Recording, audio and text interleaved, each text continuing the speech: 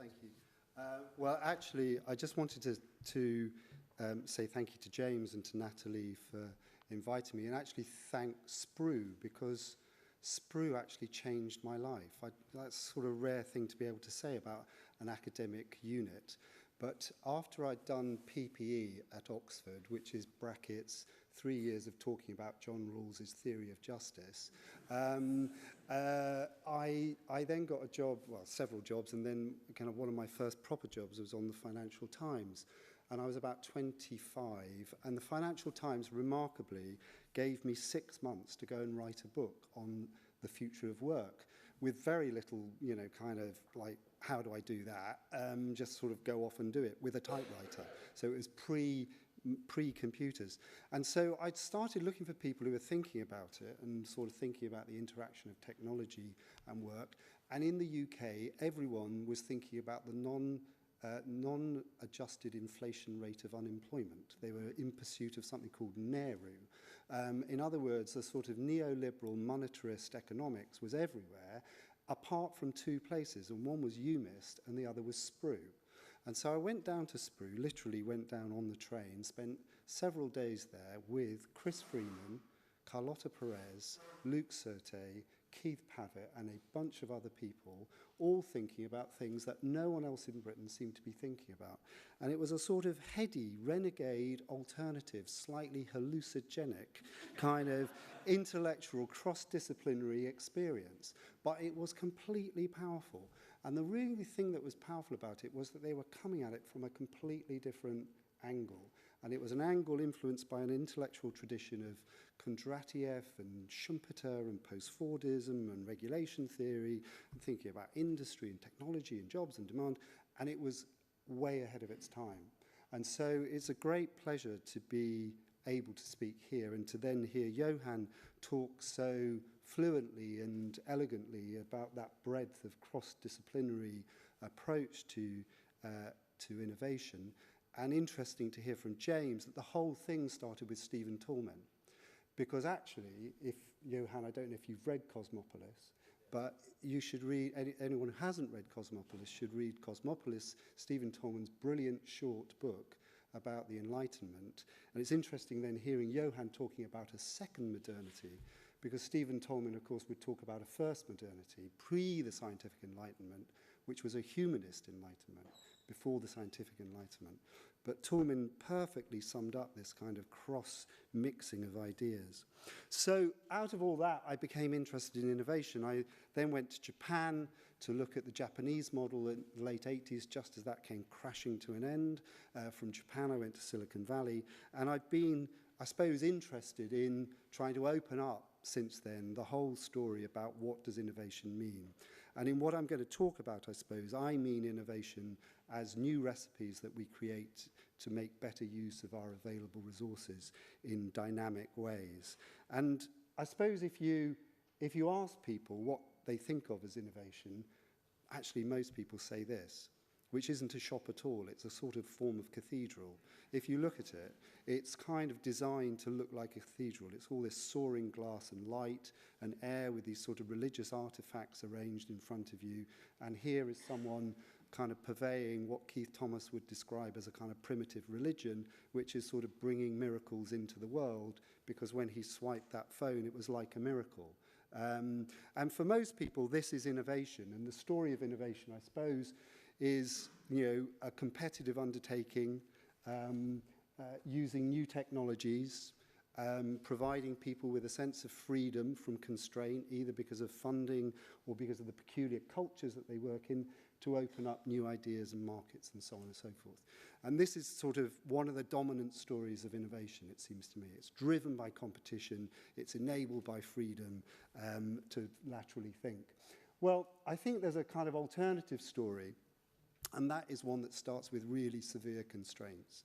Actually, the future, as Johan said, is going to be as much marked by constraints. Let me just mention two. One, in the developed world, our world, people on what would be described as middle-class incomes will not see their income rise in real terms, I think, for the next 20 years, basically. Many of them will go backwards. And that means that they will be in the market for things which deliver a reasonable standard of living at much, much lower price and at much lower cost. And then, of course, in the developing world, you have people who are becoming consumers or becoming participants in the market with very limited incomes. And as Johan said, if we simply export to those worlds our current high-cost industrial models of provision, this will be completely unsustainable in terms of climate and cost. So actually, I think the future is one of severe constraint, but it's one of huge and rising aspirations. Why are 70 million and more people moving to cities around the world each year? It's for better jobs, better homes, better places to work, better opportunities for their children.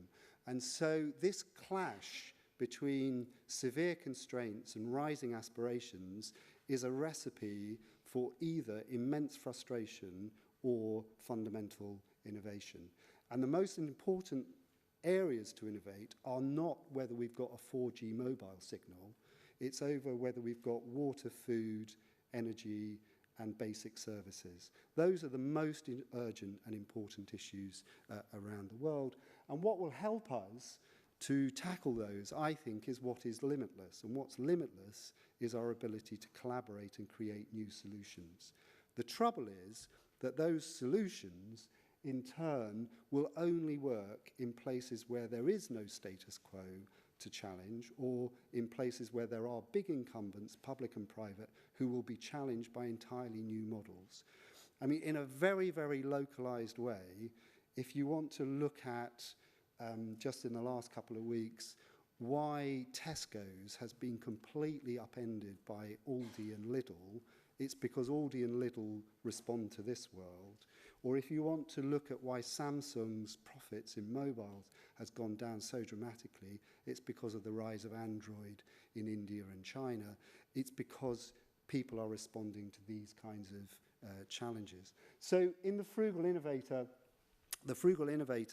is about innovation from this world. It's about often in the face of severe constraints, meeting rising aspirations for better basic needs, using often quite traditional technology, not inventing stuff, but reusing it, and often finding collaborative models which challenge established industry models. Where do you find people like that? Well, you find people like that here. This is Madhav Chavan. He's one of the most remarkable innovators that I've met. Madhav Chavan created Pratham, which is a sort of mass movement of preschool education in India, has educated probably 21 million children in preschool balwadis. Their price point is $10 a year.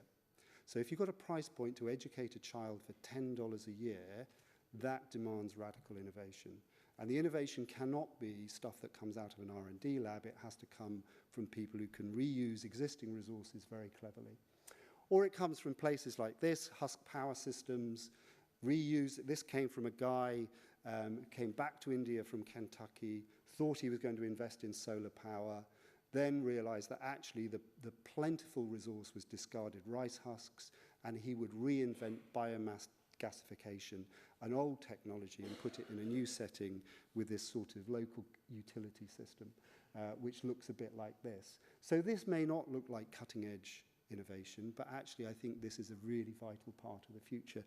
Or these characters who thankfully you can't quite see because they look a bit like kind of marketing people, but they're actually innovators, because in the middle of Mexico, where there's basically primary healthcare is extremely hard to get hold of and very expensive, they created a mobile platform for primary healthcare serving 6 million Mexicans for a few dollars a month, which is an alternative to established systems.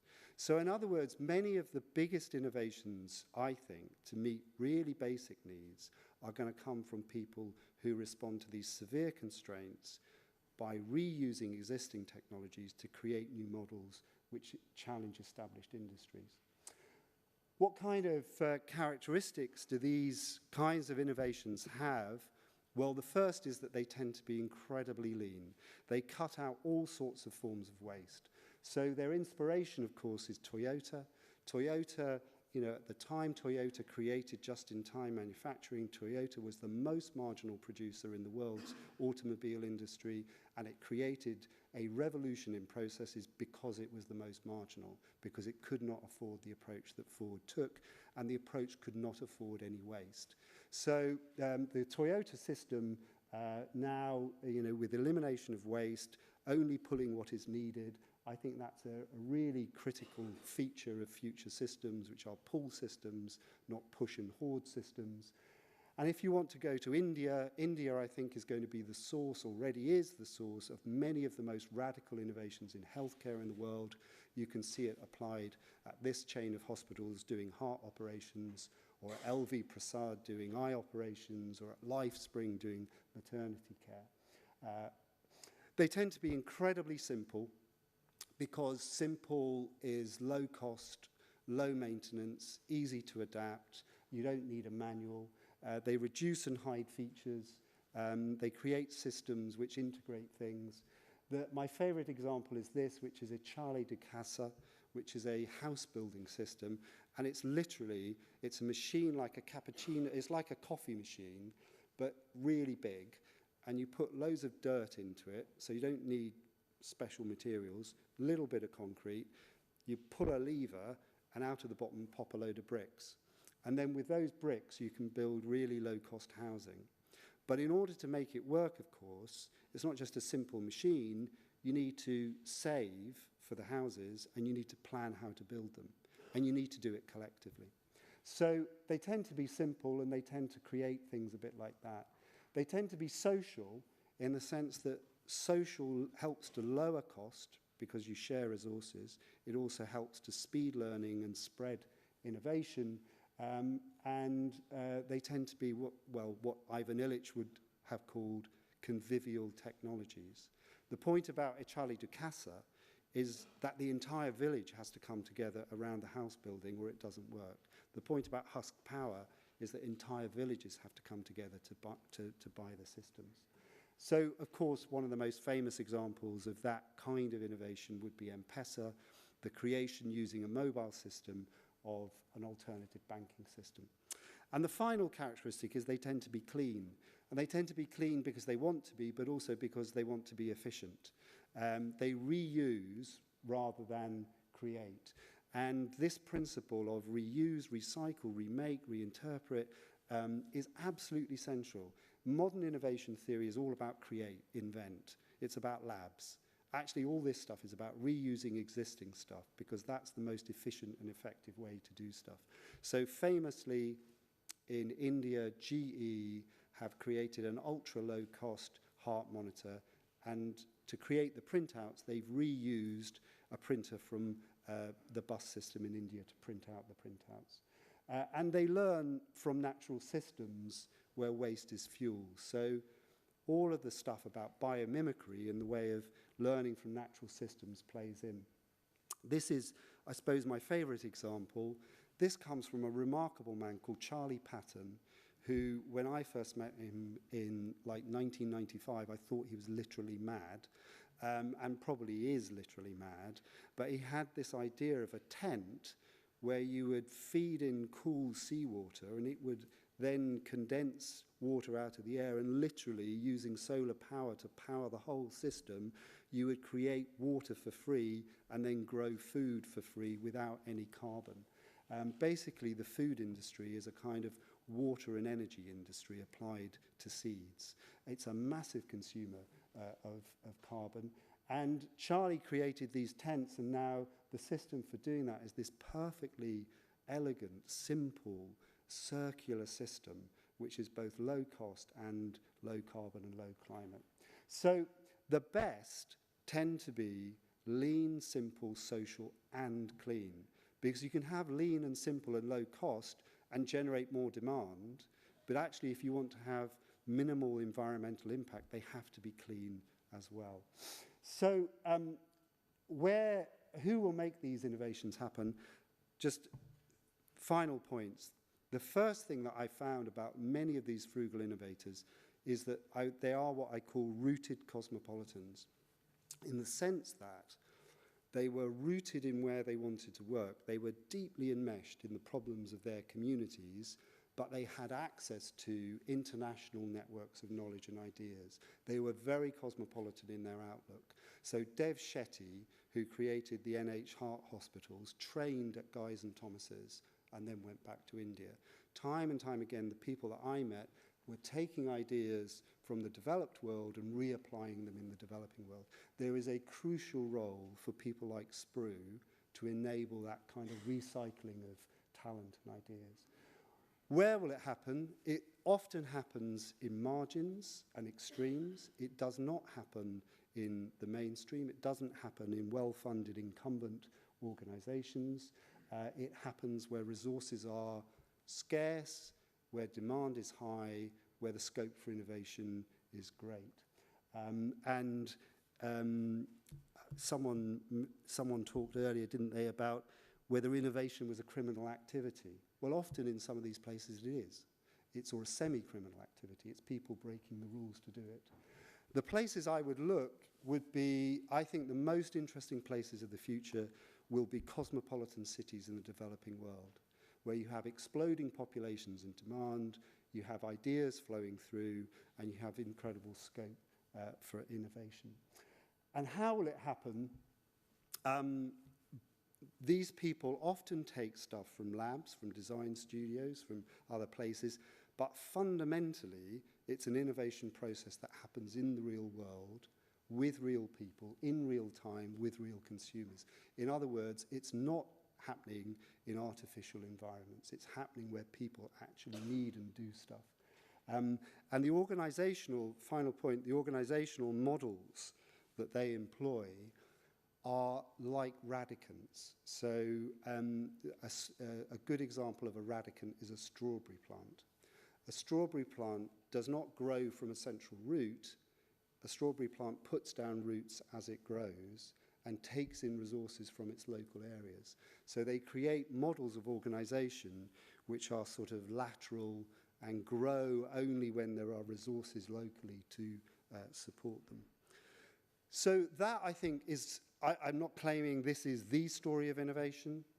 There are many different components to it, and there are many other stories of innovation, but if we do want to tackle the kinds of issues that Johan talked about, these kinds of innovators working in these kinds of places are going to be absolutely critical.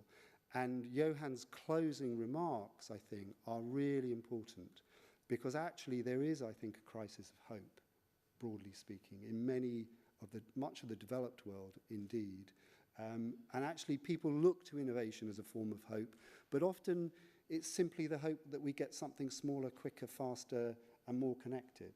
And actually we need to be offering people a hope, not just of that, but of clean water, of affordable healthcare, of decent places to live, of the ability to educate themselves. And those are the really big needs in the world, I think.